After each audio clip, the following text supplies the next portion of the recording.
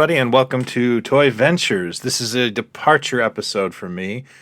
Usually I talk about stuff in my collection, but this time I've had a little bit of a find, and I love watching videos where people find toys, and I thought it would be fun to make one.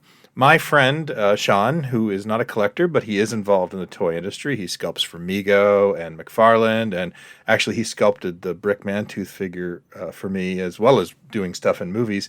Was moving, and he decided to, part with his childhood toys, and he dropped them off a couple months ago and said, let me know if these are worth anything. And I really don't know. He's a couple of years younger than me, and I don't really dabble that much in 80s toys. However, I do kind of know who they are and what they are, so I thought I'd go through them with you, and you can let me know if he's got any gold here. It'll be a while before I get to a toy show, but I'm hoping one of these days to set up and put these on the table. So let's dig into his toy collection.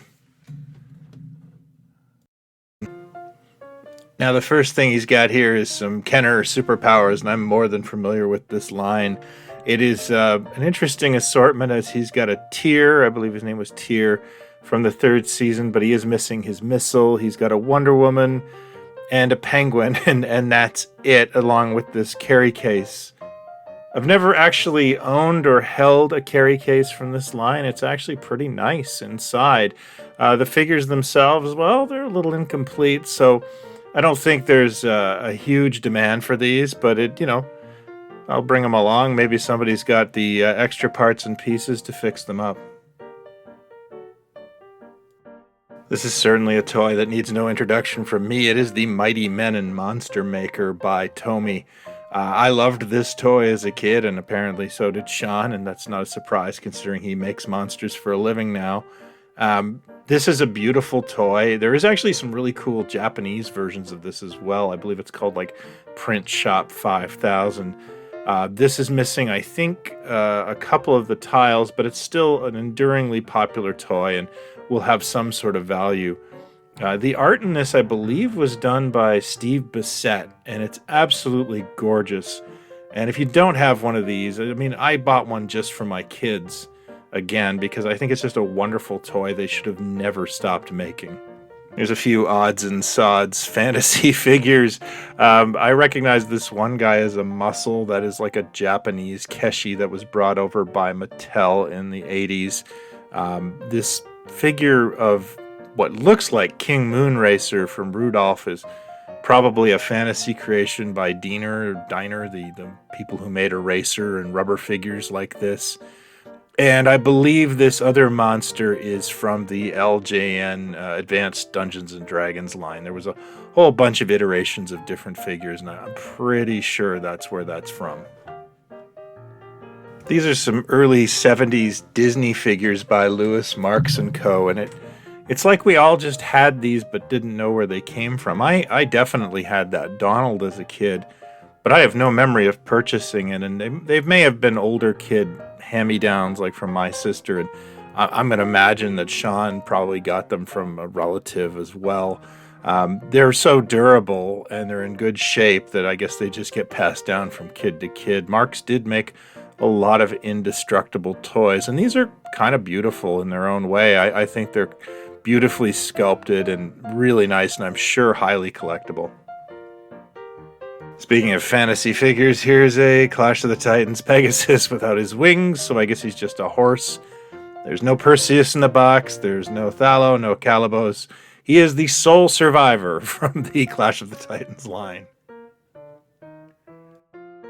This is a particularly cool piece, the Marvel Superheroes Viewmasters gift pack. I actually have the DC one of these kicking around. These things are awesome. I always wanted one. Look at that Ditko Doctor Strange on that box. Basically, it's just a Viewmaster and a bunch of reels in there, but the box itself is so cool. Let's get in here. We've got the Viewmaster still, and the little container of reels. This is pretty awesome. There we go, Hulk. Well, these guys certainly don't need any introduction. These are the Masters of the Universe collection, and it seems like Sean's got some really memorable first and second wave figures. I'm going to try and make these guys stand. I can't promise. We've got Beastman and, of course, Battle Cat. This is Stratos, and he's got Beastman's whip attached to him there. Okay, I'm going to give up on making these guys stand. Let's keep going here. What else we got in the box? We've got Ram Man. Great name. Skeletor, he's a popular character. I didn't realize these guys, their legs went wonky like this. I don't actually collect Masters of the Universe, and I don't really get to handle them very often. There's Tila, I think. And, oh, that was one of my favorites, is Trapjaw. This is Cyclops, or Recyclops, however you want to call them. Again, these guys will not stand. This is Man-at-Arms, another favorite design of mine. I really actually like the early He-Man. There's the man himself, the man of the hour. And we've got Evil Lynn, another favorite of mine. Meg Foster, ladies and gentlemen. Oh, she knocked over Tila. Great. In addition to all these characters, it appears that Sean seemed to be a pretty meticulous kid about saving his figures' accessories. And that's great for a secondary market because complete figures sell more than incomplete figures. And finally, I think this is just the most awesome piece of the line. What kid didn't have a box like this?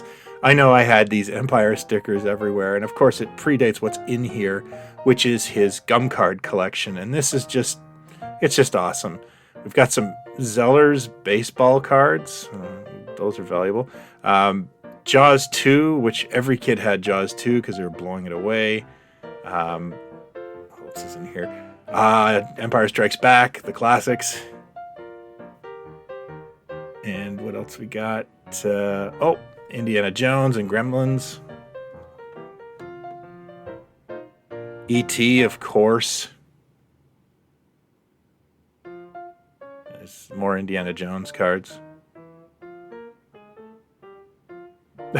Superman 3, the creepy Brad Wilson card. Ooh, better get that graded. Alien, awesome. And, Mork and Mindy, of course. Mork and Mindy's in here. And let's see what else. We got some Jedi. And these are Red Rose Tea cards about First Nations people. Let me just put this on the screen. I have not seen this. I definitely remember tea cards, but this is quite a collection. Somebody really liked tea. Yeah, there's a whole stack of these. And of course, the creme de la creme at the bottom is the used Pac-Man trading cards. This is so awesome.